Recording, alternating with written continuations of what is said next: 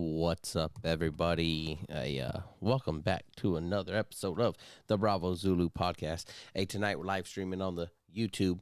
Oh man, I gotta get my setup right here. Sorry, but I'm rusty. Been busy at work. I'm a little up in that camera, ain't I? Let's take that out a little bit. All right. Just got 50% of the kids asleep. That's always a good thing. Don't need that there. Trying to get everything set up to a good working space here. Don't mind none of the background. Yeah, so what's up, everybody? How's everyone been doing out there in YouTube land? If you're joining us, right? I'm just trying to get everything set up here where I'm more comfortable. That's good. I know y'all been missing me on the Tuesday morning drive home or drive to work. Ship life is picking up. It's getting busy. Been running drills every evening. 15. Monday was till 2100, 1800 yesterday. Today didn't make it. Wasn't my turn to support. So, got home, had to take care of the kids and all that as Nikki rolled off to work. So a couple things we're going to talk about tonight. Let me see. Yeah, I like that better for my ears. All right, so a couple things we're talking about tonight. Something, so all right, we're doing our training on board, doing all that fun stuff. It's going good, having fun. I lost if you check the chat, check the chat. I dropped a link in there to this Navy Times. I'm losing it. Oh shit. I'm losing it. We'll talk about this a little bit, then we'll get into some other things. Navy Times, it's not like the greatest newspaper or whatever, right? But they have two very interesting articles out right now about the Bonhomme Richard fire from last summer. Last summer? Yeah, COVID summer, right? Damn, that's like so long ago already. Almost a year and a half or something, almost. So the first one is the link I dropped in the chat. So if you're watching or you're listening and you want to go check that out, check the YouTube channel. Don't forget, like, subscribe, share with a homie if you find it interesting or of value, right? And so the title of this one, USS Bonhomme Richard fire spread widely due to repeated failures, investigation finds. Just going to kind of go through this a little bit and talk about it. Again, if you're in the chat on YouTube, go ahead and drop in the comments if you've ever experienced a shipboard fire. For the civilian homies out there or non-Navy, other branches or something, let me know if you've ever experienced any residential fires or anything, right? Anything burning that wasn't supposed to be at the time. Why can't I get rid of it? I don't want to subscribe, people. All right, this says, alleged arson by a junior sailor started the fire aboard the amphibious ship. That's the main finding, but a botched response at all levels. So we're going to get into the all levels, right? Because a lot of times when people hear all levels, they think, oh, all levels. Okay, so that's all levels. And then you find out it's not really all levels. It's more like some of the levels. And people often are left scratching their heads about why other people aren't being named or called out, and which is something real frequent lately, right? That people have a problem with. But when we get into the second article and we talk about who is getting called out, I think it's pretty astonishing about that, right? So here we'll just go to that's the main finding of a command investigation, July 2020 mishap. Excuse me, a little tired here tonight, every night. So it's just, they're talking about repeated failures. Kind of read through this article with me, right? Repeated failures at all levels hindered the firefighting response that led to a $1.2 billion ship's destruction, according to the investigation first reported by U.S. Naval Institute News. Investigators found 4 main failure areas. All right, so they're in the yards. They're doing their thing. I ain't going to get into all of it. Trying to get some broad strokes here. Roughly 87% of the ship's fire stations were out of commission at the time of the July 12th blaze, according to the investigation. So 87%, and somewhere down here, this is a lengthy article. We won't go through a whole thing, but we'll kind of hit some big points. Um, that's huge, right? 87%. So 80, let's just say 100, right? For easy math for us, non-smart ones, right? Uh, 87. So you got 13 fire stations left, right? Using easy numbers, right? That is not a lot, right? For any ship. 13 is not a lot. The ship's force training at readiness was plagued. I'm going to stop yawning tonight, guys. It was plagued by a pattern of failed drills, minimal crew participation, an absence of basic knowledge on firefighting in an industrial environment, and unfamiliarity on how to integrate supporting civilian firefighters, the report says. Damn. Right? That's, losing my mic and shit. Yo, I got to get comfy. That's bad, right? Like repeated failed drills, minimal crew participation, absence of okay, so we'll hit on something right here. Unfamiliarity on how to integrate supporting civilian firefighters. I cannot remember a time of my whole Navy life where we ran a drill that actually integrated civilian firefighters. I can't say I'm not a DC man. If you're a DC man listening, hit me up. Let me know. Come on to the show. Let me know more specifically about how it works. But I cannot remember running drills as a junior sailors, senior leadership, any kind of package. You always do a package for these drills of saying, hey, yeah, at some point we're going to say we need help and actually call Fed Fire on base and have them show up and clock their response time and see what they do and do a integrated turnover, right? Of, hey, this is what's happening and all that. Okay. So, yeah, that's going to be a problem when you got to do it for the first time. And that first time is real life. Oh shit, stuff is burning, right? If you're in the chat, let me know if this camera's too close. I got my other lens on it today. But yeah, all right. The crew had failed to meet the time standard for applying firefighting agent on the seat of the fire on 14 consecutive occasions leading up to July 12th, 2020.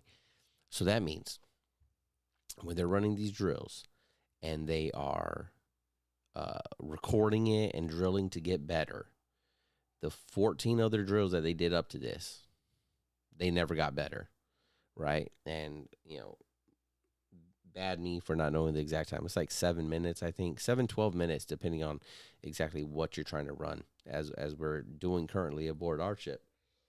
And 5 minutes? Might be 5. 5 to 12 minutes. Again, it depends on the scenario and everything, right? So, hey, DCC, hit me up. DC1, hit me up. But bottom line, firefighting agent on the seat of the fire, that means water, right? Or CO2 or something, right? Usually water, right? Your fire team needs to be there spraying water, cold stuff on hot stuff. And 14 times they were not able to do that. Now, maybe that's 6 sections, and so it's only last 2 times, so maybe last 2 months or something. But they're just still, overall, that's fucking shitty bad, really bad.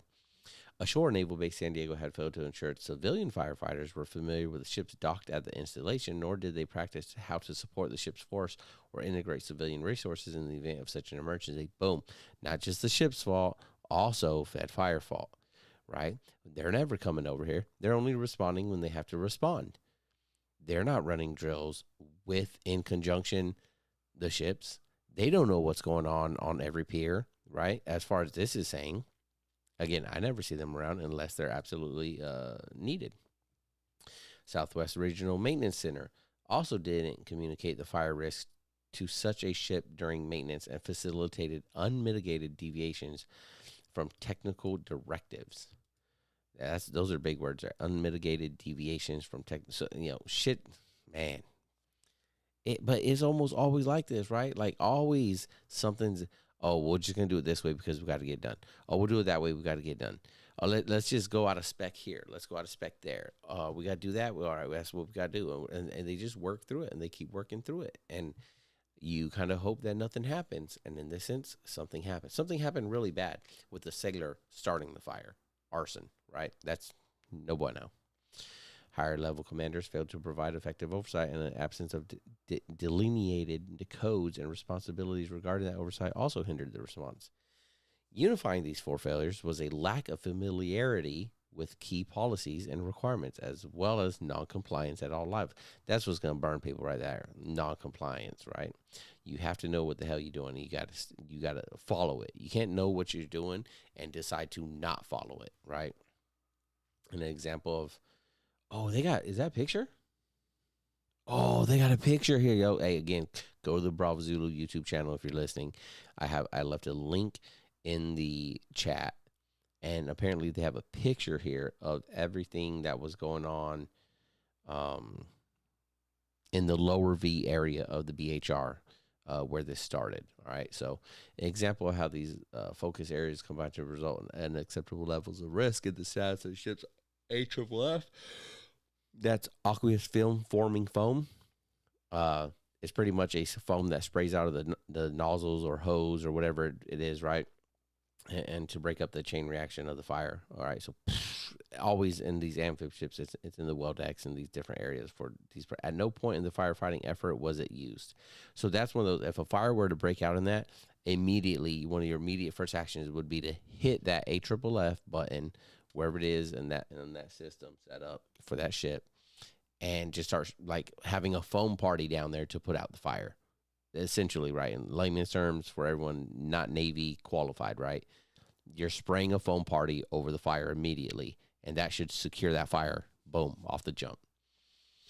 Was not properly performed. Maintenance was not properly performed to keep it ready, and in part because the crew lacked familiarity with capability and availability. So, crew duty section, because this happened on a Sunday morning. That crew duty section didn't know how to operate it, right? Which should just be an actuator, like buttons, honestly. But you still need to know where these buttons are. It's not, and it's pretty, like, out there, right? It'll say, like, hey, these are the buttons.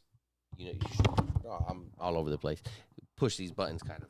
But it's not it's like machinery. So you need to be familiar. It's not like super simple where it's like, green button, push me for AFFF, right? And there's nothing else around it. There's a lot of shit around it. It's ships are industrial areas, machinery areas. There's shit running and going everywhere, right? And capability and availability. They didn't even know if it was working. They didn't know what it would do, right? That's really, really bad. This diagram I was really excited about. There's a lower V area, so it's like a color-coded diagram thing. Wood beam, there's wood everywhere, probably shoring, I'm guessing. Heavy hoses, ladders, space heaters, a stool, cargo pallets everywhere, CO2 bottles, a bunch of CO2 bottles, which those CO2 bottles, they might be good CO2 bottles down there for maintenance or something, might be bad ones that they're trying to get rid of. They just haven't been offloaded, all kinds of stuff. Ammo cans, probably not with ammo, right? The gunners, mates, and people are not just going to leave loose ammo everywhere, but it just says ammo can. Propane, probably, maybe part of a forklift or something. A spool of rope, so that's, fire, light the rope on fire. An ammo cart, that sounds like it's more like these big squares, probably like pallets of it or something, or again, but not ammo, not actual ammo. You cannot leave ammo. No one would be just leaving ammo fucking out there. And then pallets everywhere. Just a bunch of burnable material out there, right? The investigation all found that a raft of systemic reforms put in place following 2002 shipyard fire that destroyed the submarine Miami were not followed, helping fuel BHR's demise in the process. So again, every time this stuff happens, we're supposed to be learning from it, right? In 2012, shipyard fire destroyed the submarine Miami. You learn from it, that you do the investigation, you learn from it, and you put it out. Hey, this is the shit that can't be happening no more, right? This is the shit you shouldn't be doing, yada, yada, yada. Well, guess what? That didn't happen, right? People weren't following it. All bad. The investigation recommends that disciplinary action be considered for 36 Navy leaders, including the BHR's CO, XO, and CMC. The names are in it. I'm not going to say. And then I run out of space. Is that it? Is that it, Nate? Oh man, is that it? Yeah, I guess. I guess that's it for this article. All right. So we'll go to the next article now, right? The next 36 officials, including 5 admirals, face potential discipline over the BHR fire and destruction. I mean, those who know, like, it destroyed the entire ship. That fire ran through that whole ship, eating it alive. It's crazy. The command investigation into the fire that destroyed the amphibious assault ship BHR. That's Bonhomme Richard, people. It's not Richard. Last summer stresses that failures to fight the fire lay across several. This is the trippy thing. I was reading this earlier already, right? That failures to fight the fire lay across several commands and leadership levels. Let's get into this. That shared blame can be found in the report's accountability section, which recommends disciplinary action against 36 Navy officials, from the amphib's enlisted ranks up to the former 3-star head of Naval Surface Force Pacific. They went, I mean, this, if you want accountability for shit, they're going all the way to the top. Now, is anything going to actually happen to that 3-star who I believe it says in August or last August or this, I think this August, had just retired? Probably not. Probably not, right? I don't think they're going to call him back and be like, hey, something, something, something. That's probably not going to happen. I'd be very, like, I don't even know if they can. I'm not a legal person, not a JAG, but I don't think that's happening. This, man, why is this fucking Navy Times not loading up here though? I'm having these difficulties here, man. Let me get it over here. There we go. All right. You have to look at the side of my face if you're watching. If you're in the chat, let me know what you think. Were you a part of it? Did you witness it? If you're in San Diego, what were you thinking about it? I know I could see smoke from my house. It was sad. Oh man, hopefully. Oh man, I don't know. This computer been bugging lately. Let me see here.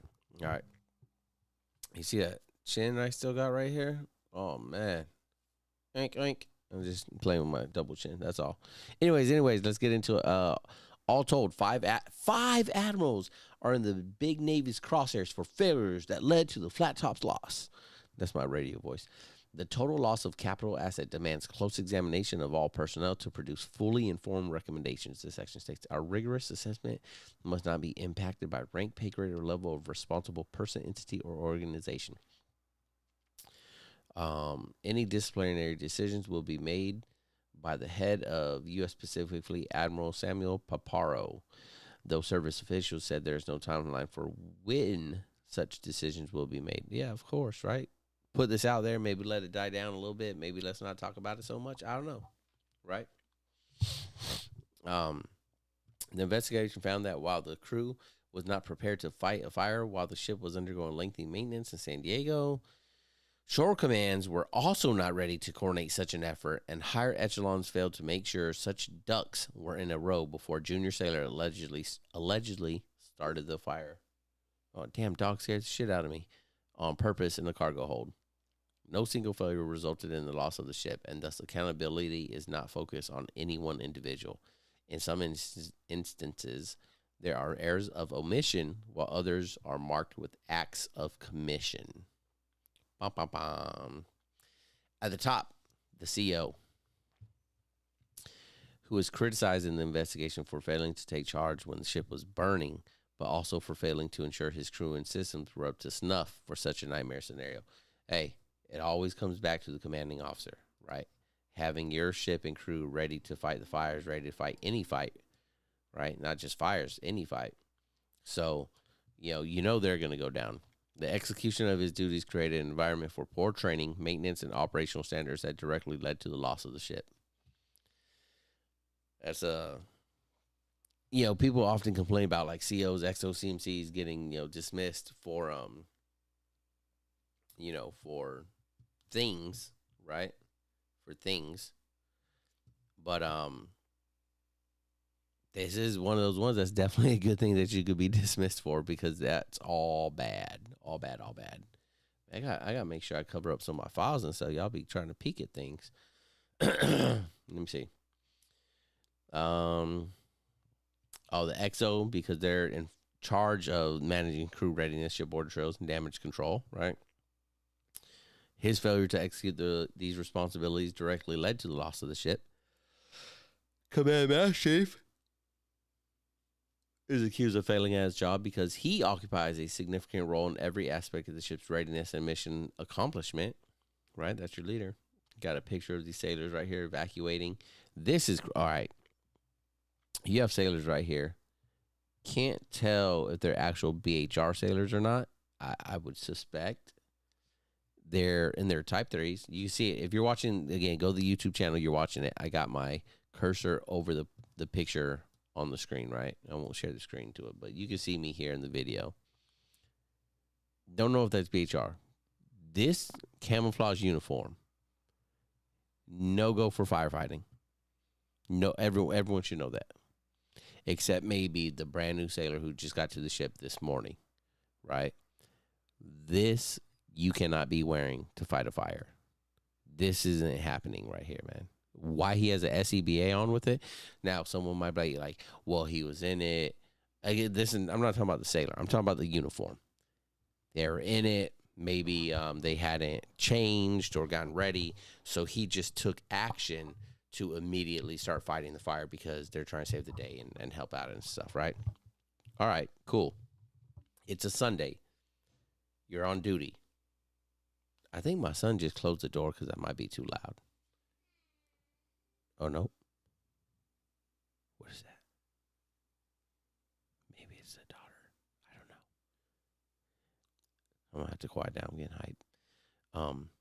When you show up to duty and you're doing duty section toner over, everyone in the Navy knows, civilian homies, hey, this is not the uniform to wear. You wear your FRVs, whatever that stands, fire retardant something.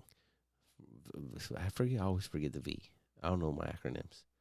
But this isn't it. You wear your coveralls, right? And you're not even fighting a fire in coveralls. You can rapid response and other things to them, but you're not even fighting the fire in that, right? You are getting your firefighting ensemble on, right? You're getting the big yellow suit on, just like firefighters out in town. That's what you're fighting, fight or fire. I don't know what this person's doing. I don't know why we got that on. I don't know. Again, and it isn't directed at that specific sailor. It's just a direction of when we're talking about failures at all these levels and stuff. Immediately, as we were reading through a different one last night, me and the missus, like, you don't show up to duty section in the wrong uniform, right? You don't. It's coveralls because shit could jump off as soon as you're on board, and you have to be ready.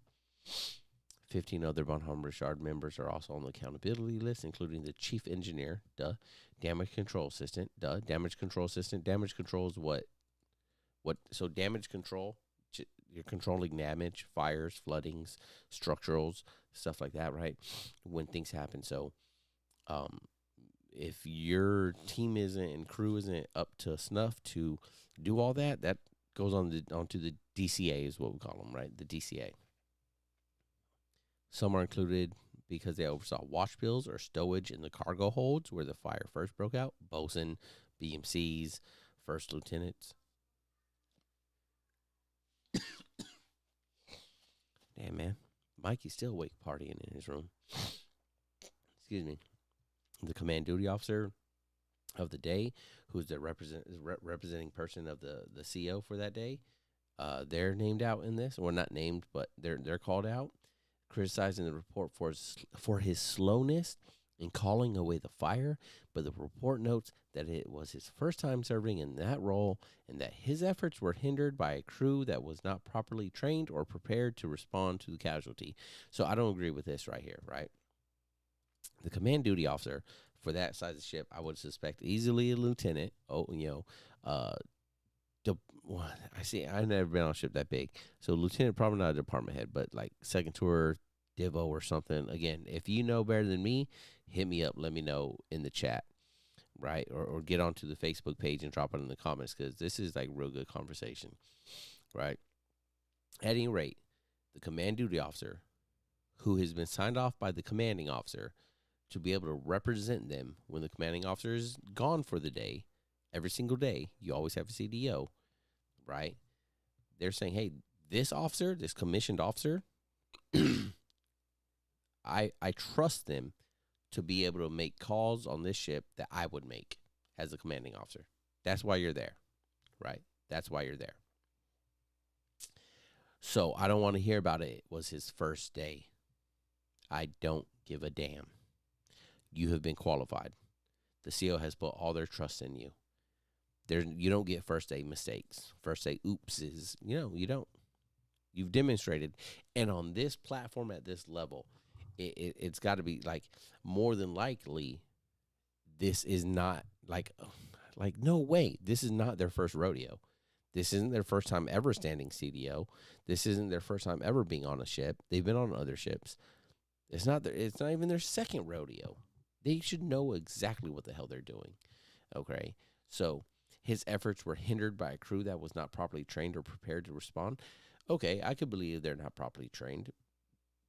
I could believe that they weren't prepared to respond to this level of casualty and integrate with shore facilities and all that. I could believe that. But his call, what he should be doing, is saying, there's a fire, get people dressed out. OOD, call it away. We're going into combat mode, right? Additionally, as assistant damage control assistant, So who's damage control? If it's damage control assistant, then that means there would be assistant to the damage control, but this person's assistant damage control assistant. He raised concerns about the readiness of the crew and the material condition of the ship in the months prior to the fire, but BHR leadership did not take effective mitigating nor corrective actions. Ooh, that's bad. When someone says, hey, sir, ma'am, leadership, we're not good here, and it's dismissed, that's bad. Check this one out. A senior enlisted chief from the engineering department is on the list because he left the ship without permission while his duty section was on and returned just prior to turnover. Okay, so for those that can't distinguish that, right? That means Saturday, I'm on duty. I'm supposed to be there for 24 hours. But somewhere during the night, this senior enlisted chief here looked at the other chiefs maybe on duty with him and the CDO, maybe not, I don't know, and said, hey, I got something to take care of. I need to go home. Now,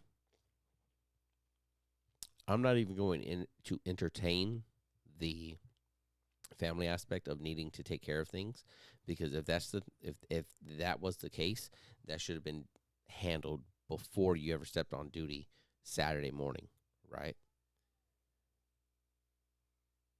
So what it sounds like more of is he just wanted to go home for the night. And I got Penny waking up for the night, it sounds like. And then because if it was a family situation or something he needed to take care of, to me, it sounds like he should have got a, hey, go ahead and go home for the night. We're good here. But since he came back, that tells me people didn't know he was gone. He wasn't supposed to be gone. And he tried to sneak back in before anyone would really notice that he was gone for the night. All bad. Take him away. Take him away. I'm talking about the ranks. Talking about that anchor. The highest ranking officer to face potential discipline is, retired Vice Admiral Richard Brown, who commanded Naval Surface Force Pacific until his retirement in August. He's gone. Now, probably a planned retirement. Maybe he knew this wasn't going well, so he went ahead and chalked it up and was like, I'm going to go ahead and get out while the getting's good. I don't know. There's a big old thing there. Man, he's Rear Admiral Scott Brown, right? Different guy? Yeah, Richard Brown. Okay, Richard Brown is one. Scott Brown, Pacific Fleet's maintenance officer, is also listed as Rear Admirals, man. Damn. He was responsible for the oversight of all the command's maintenance and modernization efforts.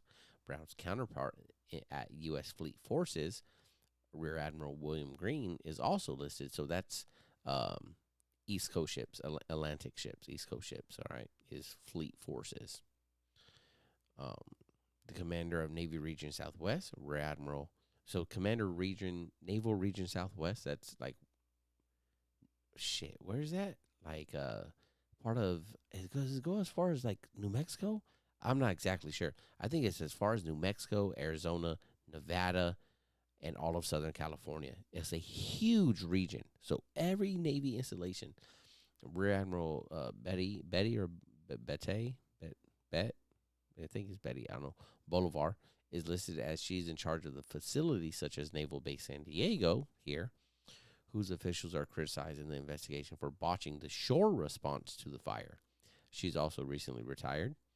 Naval Regional Maintenance Center Rear Admiral uh, Eric Verhaeg ran the organization, overseeing the Bonhomme Richard's lengthy and pricey upgrades at the time of the blaze. The Navy's on-base fire and emergency services. Oh, the head of the Navy's, so whoever that fire chief or I guess or fire captain, whatever they're named, as well as the captain of the Southwest Regional Maintenance Center, also known as SWRMEC, right here on 32nd Street. Um, the execution of his duties enabled an environment of some standard execution of fire safety practices, lack of adherence to written standards, and ineffective execution of the mission that directly led to the loss of the ship. These are like damning statements right here. This is bad. Also, Naval Base San Diego's commanding officer at the time no longer, um, is cited for letting a culture of poor training and ineffective fire response flourish on his installation. Again, going back to the Fed fire and shipboard integration. And that's the end of this. Oh, and I got a kid waking up. Yo, let's take that intermission. Let me make sure we're all good here. And I'll be right back for some more talk.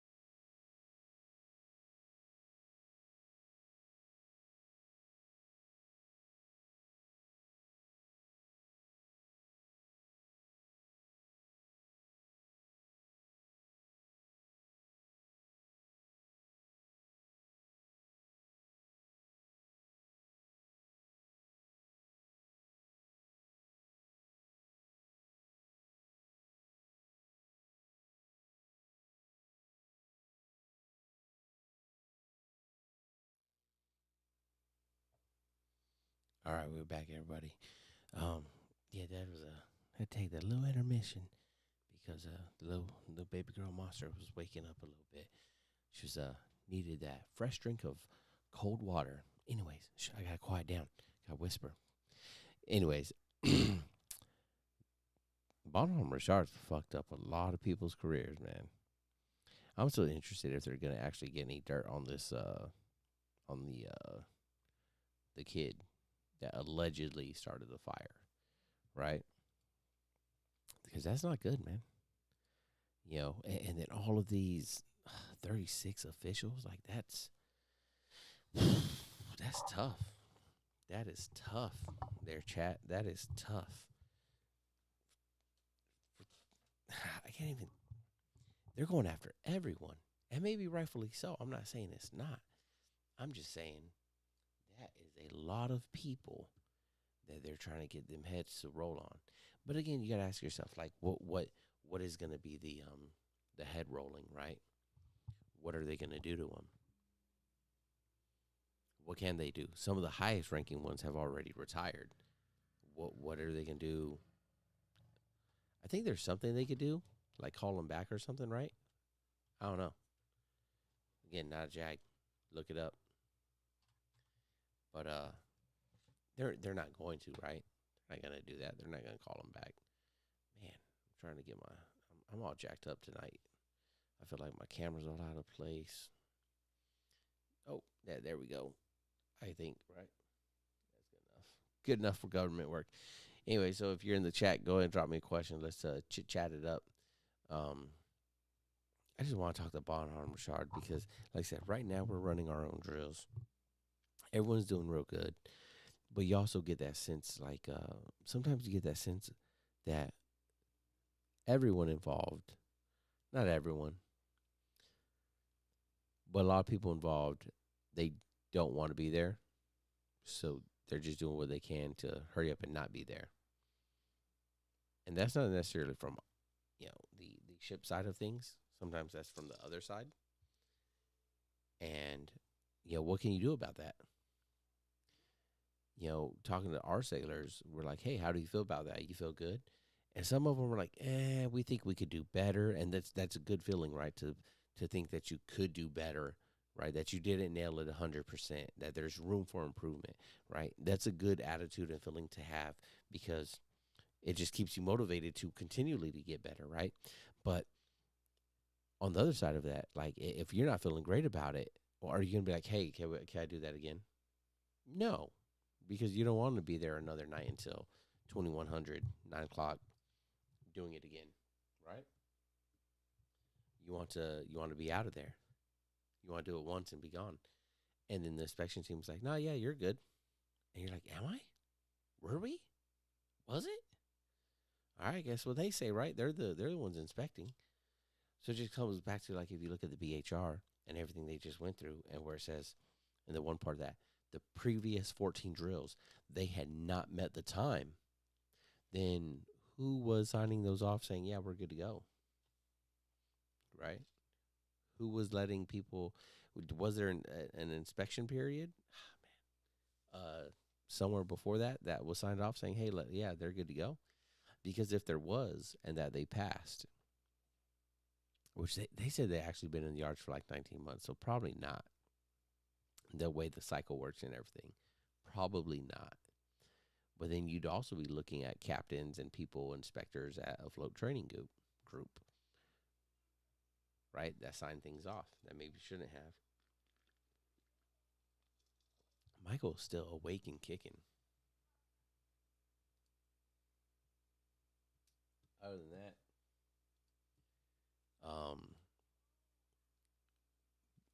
back about 50% on the ship life. Um, it's been tough. I know, like I said, I started off saying that I've missed 2 weeks of podcasts. This I guess is week 1.5 because I'm late. I'm a day late, dollar short. Um, they're probably gonna start becoming a little bit more infrequent. It's always been tough to get guests, but it's always easier to get guests and have them over during the week when. What? Michael's asking for a Spider-Man airplane, y'all. Somebody get this kid. But it's always was easier when I can sit back and be like, yeah, I know for sure that I'm gonna come home and I'll be home around like, but early enough where I could take care of family things I need to take care of, and then yeah, you could come over at like 6 p.m. and we could do this podcast.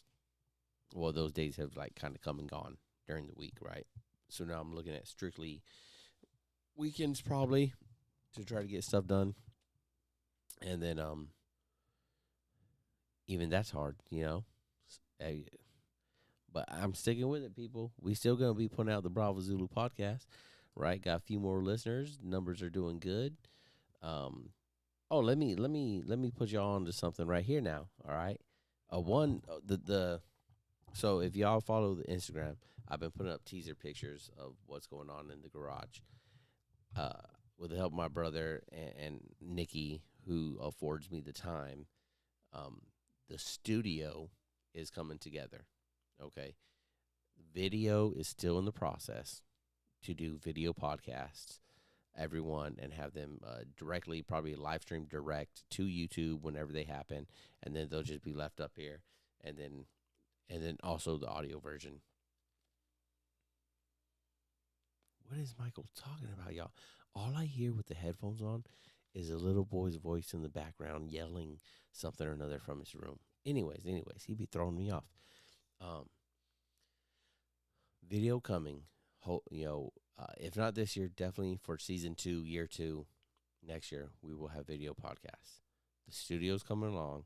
It's pretty dope. I got it. I redid it. If you've been a guest, started from the fold up table, and now we on to something better, a lot better. So hopefully, you come back through. Everyone that's a subscriber, don't forget to turn on notifications so when you see the first one come through, it'll all be there for you. You can check it out. Um, what else is going on? Okay, so uh, the last episode, what is it? The PCS Nightmare that featured my boy Ti. Uh, that one did really well. You guys really listened to that a lot. Again, check out the Facebook page. Interact on the Facebook page. Let me know if you have any experiences like that. Let the other people on there know, and share those experiences, right? And so yeah, that one did good. It has 22 plays, not too bad, right? Um, Ti has volunteered because I think he got a little bit more time than me. Being he's in that old life, and his command is pretty cool. So if you listen to that episode, he's over at the History and Heritage Command in DC right now as a PAO. So like day 1 of his job, or day 2, some week 1, he sent me some cool little clips of presenting somebody's sword. I forget what it was. I have to pull it up. To like the Assistant Secretary of the Navy. Some shit. Like, it was pretty dope, right? Pretty dope stuff.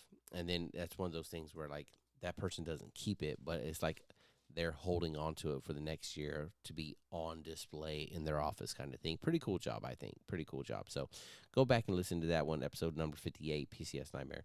Well, realizing the predicament I'm in, and being a long friend, he asked if I wanted some help with the podcast. I was like, well, what kind of help are you talking about? So we discussed it, and he's going to be recording an episode, dropping it to me this week, and we got to hammer out some of the details, but I plan on that. Ti, if you're listening to this, I need it done because it's going live next Tuesday, right? That's the 26th, I believe, right? Yeah, Tuesday, 26th. Oh. Should be 26, whatever it is, right? And so Ti, we're gonna try to get him to be a regular contributor, maybe weekly when I'm not hitting. Let him drop something, and then and just get kind of his again. So like we covered a little bit there, right? Ti came in as enlisted, right? We're old SKSNs, SKSAs together, right? And then he did State 21 program, and he went off and became an officer. And we kind of touched on his career path and everything like that. And I'll let him talk more about that in some of his solo episodes that he's going to be contributing to the show. And so it's really interesting hearing from him, talking to him about the path that he has taken, since a long time ago. And the officer world that he lives in, right? The officer world that he maneuvers and that he works in, and how different it is to the chief world that I live in, and how very much different it is than the junior sailor world. We both knew each other like intimately, right? In the sense of like we're always hanging out, PTing together, partying together, going out together. We're in the same barracks, doors down from each other, downloading, fucking ripping shit off a lime wire together, like all of that, right? So we both came up through different ranks, through different ladders now, and so he's going to contribute some of that point of view of what it's like to be at where he's at now from where we started. So make sure you're tuning in to the podcast. Make sure you got automatic downloads and updates all on all that good stuff, because he's going to start contributing some different things as well. Got a couple other ones in the works and stuff, just trying to get back into the routine. Just in between ship schedule and stuff, like if you saw the Facebook post, ship schedule don't care about your hobbies. All right, ship schedule only cares about the ship. So we're gonna work through it though, and we're gonna continue to bring you a dope show and everything like that. I'm really, really stoked about going full video and getting it up on YouTube, especially as a live, just like how I'm live streaming here. I really want to be able to do the regular weekly show live, whatever day it is at, and then also post it out on Tuesdays via audio for those that don't tune in to the live show. But that will just give us a live show will give more interaction, right? If we're going live and you want to tune in, you could be live part of the show. You could drop comments, you could drop questions, whatever it is in the chat, and as we talk along with it, and you're part of the conversation, hopefully we'll be able to get to respond and to have more connection with you through the chat feature on YouTube and everything like that. So I hope you're looking forward to that too. So all right, we did a little bit of Bonhomme Richard stuff. Again, if you got something to say about that, jump in on the Facebook page, jump in on the YouTube comments. Let me know what you think. What else, yo? Updates. T.I. gonna be joining us. Of course, hey, if you want to join the show as a guest, let me know. I'm always looking for guests. It's hard out here. I'm always looking for guests. You ain't got to be. What are we gonna talk about? Believe me, if you know me, that means I know you, and I'll be able to come up with a topic real quick in about 5 minutes and let you know where we're gonna take that conversation. So, I think I'll wrap it up there, y'all. I appreciate you tuning in again. I appreciate you sticking with me and checking every morning just to be let down that, oh no, he didn't post a new episode. So check this out. This is also will be up tomorrow morning, Thursday, on the audios. But don't forget to get it over to the YouTube channel. Click the like button, hit the subscribe button, turn on the notification bell, let it ring. Ooh, burps. And that way anytime I go live, which is very random because shit's random sometimes. Who knows? I might go live 2300 a night, 11 o'clock p.m. because the kids just went to bed and we got something to talk about. So when I go live, you get that email, you get that text, you get that alert. Yo, Josh Moore of the Bravo Zulu Network, he's live. Go join him. And you could join me and we'll have a drink with it. All right, that's all I got, y'all. Appreciate you. Don't forget, share with a friend. All right? That's how we're growing, by you sharing with friends. All right? Hey, y'all, I appreciate y'all.